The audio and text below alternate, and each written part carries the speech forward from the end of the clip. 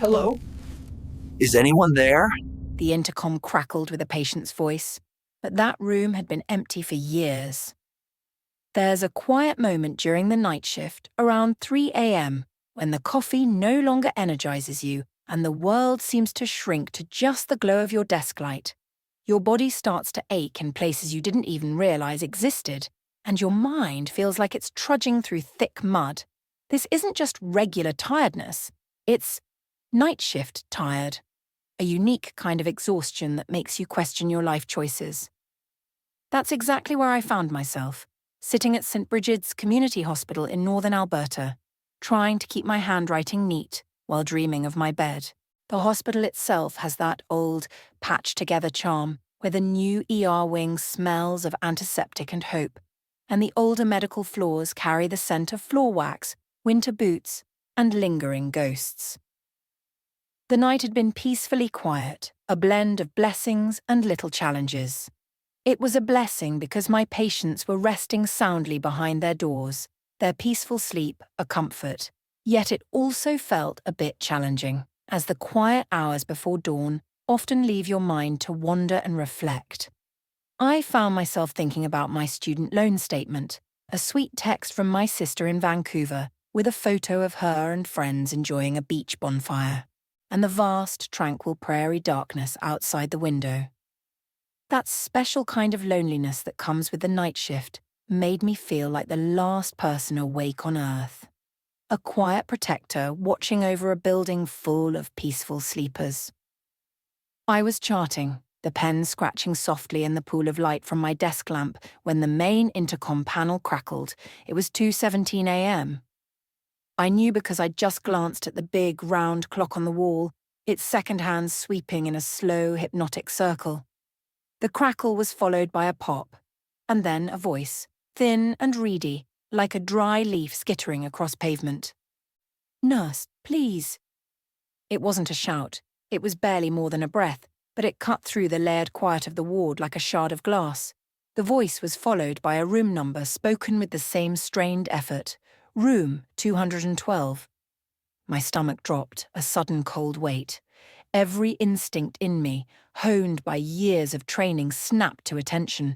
I leaned into the desk mic, my own voice coming out steady and clear, a practiced calm I didn't entirely feel. "Hang on, I'm coming." I didn't even think about it. You hear a call for help, you go. It's the simplest, most fundamental rule of the job. The call light for room 212 was blinking on the board, a small, insistent red eye, confirming what I'd heard. I pushed back from the desk, my chair groaning in protest, and grabbed the master keys from their hook. The main corridor was dark, a long tunnel of shadows. The motion-activated lights flickered on in patches as I moved, illuminating a circle of worn floor in front of me before plunging the space behind me back into darkness. It always creeps me out, that feeling of being chased by the night. The whole way my clinical mind ran through its checklist. Patient has fallen. Check for head injury. The automatic thoughts were a comfort against the silence, which felt deeper and colder down this end of the hall. The air was still carrying the faint, dusty smell of old paper records. I kept my footsteps quick, but they still seemed to echo, too loud in the quiet. "It's okay," I murmured to myself, the words I was preparing for my patient. "I'm here." I reached the door to 212. It was in the oldest part of the wing, a section we rarely used unless we were overflowing. The door was ajar, a dark sliver in the dim hallway. I pushed it open, my hand already reaching for the light switch inside. The fluorescent light flickered on with a hum, flooding the room with a flat, sterile glare. And there was nothing. No patient, no bed even. The room was empty. A metal bed frame, the kind they use for storage, was shoved against the far wall, its mattress wrapped in a thick yellowed plastic. There was no bedside table, no IV pole, no chart clipped to the door. A fine layer of dust coated the windowsill, and the air was stale with the scent of disuse. It was a ghost of a room, a place where healing used to happen, but not for a very long time. Did I hear the room number wrong? Was this some kind of prank? My mind scrambled for a logical answer, anything to push back against the cold knot of fear in my stomach. My heart was hammering against my ribs. I could feel the blood pounding in my ears. I looked at the wall where the call bells should be. There was the plastic plate, the same beige as the one at the nursing station, but the red button was dull and lifeless. Just to be sure, just to ground myself in something real and tangible, I pressed it. It was dead. It didn't click. It didn't beep. It didn't light up. It was just a loose piece of plastic, completely disconnected from anything. My mouth went dry. A cold sweat prickled on the back of my neck. I backed out of the room, pulling the door shut, and hurried back down the hallway, the motion lights blinking on and off around me like a failing nerve. Irene, the ward clerk, was at the station when I got back. She's one of those hospital fixtures, been there forever, knows everything and everyone. She has a cloud of white hair and a collection of hand-knitted cardigans that could fill a museum. She was sipping tea from a thermos, her eyes on a crossword puzzle. "Everything all right?" she asked, not looking up. My voice was tight. Did we move someone into 212 without telling me? She finally lifted her head, her brow furrowed. "Room 212? No, honey. No new admits tonight. Why?" Then she saw my face, and the casual curiosity in her eyes sharpened into concern. "What happened?" I pointed a shaky finger at the main board. The blinking red light was gone. "The intercom," I said, my voice barely a whisper. "From 212. Someone asked for help." Irene's gaze flicked to the dark, silent board, then back to me. She chewed on her lower lip for a moment, a thoughtful, almost sad expression on her face. "That room's been empty for years, Sarah."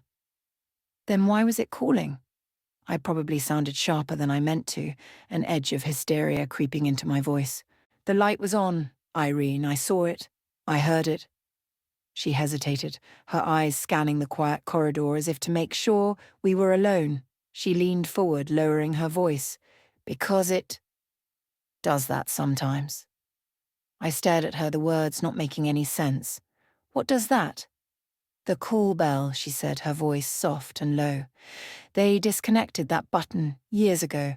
A patient died in there on nights, an old fella named Mr. Kowalski. After he passed, the light wouldn't stop. It just kept blinking all night, every night.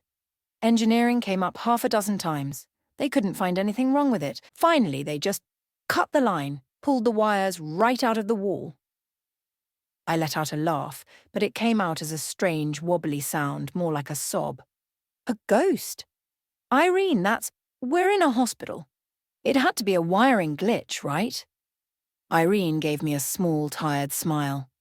"Or a wiring gremlin," she said, trying to be light, but her eyes told a different story. "Take your pick." My professional brain, the part of me that runs on logic and procedure, took over. We called security. A lovely bored man named Frank rolled back the hallway camera footage for the timestamp I gave him. The video showed me walking briskly down the hall, entering the room, and then walking out a minute later, my face pale. There was nothing else. No one going in, no one coming out. No shadows, no flickers, no explanation. Maintenance came up in the morning, a young guy with a toolbox and an air of profound skepticism. He opened the main panel, tested the line for 212, and said the same thing they always say. "There's no power to that line. Hasn't been for years." He replaced a fuse in the main board anyway and logged it as troubleshooting phantom signal for completeness. I had to sign an incident note, trying to describe the indescribable in the detached, clinical language of hospital bureaucracy. At 0217, nurse reports auditory signal from room 212 intercom. Visual check revealed room to be empty. Call light panel showed active signal, which subsequently ceased. Maintenance notified. It felt like a lie. A tidy summary of a moment that was anything but. The weirdest part wasn't the call itself, or the empty room, or the dead wires. The weirdest part was what happened after. You know how a single story can open a floodgate? It was like I'd knocked a loose brick out of a wall of silence we'd all built around ourselves. Later that morning, during the shift change crossover, I told the story to a couple of the day nurses, half expecting them to laugh at the sleep-deprived night shifter. They didn't. Maria, who usually worked in pediatrics, went quiet. "That gives me chills," she said. "Last month I was charting at the PEDS desk, dead of night. The toy piano in the playroom, the one with the big plastic keys, started playing Twinkle, Twinkle, Little Star. All by itself." Then another nurse, David, chimed in. "The service elevator. Sometimes it'll just arrive on our floor, the one that's been closed for renovations for a year. The door will slide open to a dark, empty hallway and just stay open for a full minute. Then it closes and goes on its way." Irene, who was listening from the desk, nodded slowly. She told us more about Mr. Kowalski, the man who had died in room 212. He was a widower. His kids lived in another province. He was scared and confused, and in his last few days, he'd ring the call bell constantly. Not because he was in pain, but just to hear a voice, to have someone come into the room and prove he wasn't alone. "He didn't want to be alone," she said, and her words landed in the center of my chest with a quiet, aching weight. That stuck with me. For the next few nights, I tried to stay logical. I replayed it in my head, searching for a rational explanation. It's old wiring. A big winter storm was rolling in. It could have messed with the power grid. It's 3 a.m, and your brain is tired and looking for patterns where there are none. But the logic felt thin, a flimsy blanket against a cold I couldn't explain. The feeling of it, the sheer reality of that reedy voice pleading for help, was more powerful than any rationalization. The next night I found myself pausing at the doorway to room 212. The hallway was dark and silent. On a stupid, inexplicable impulse, I leaned towards the closed door and whispered into the dark. "We hear you." I felt like an idiot talking to an empty room, but a small part of me felt like I was doing the most important part of my job.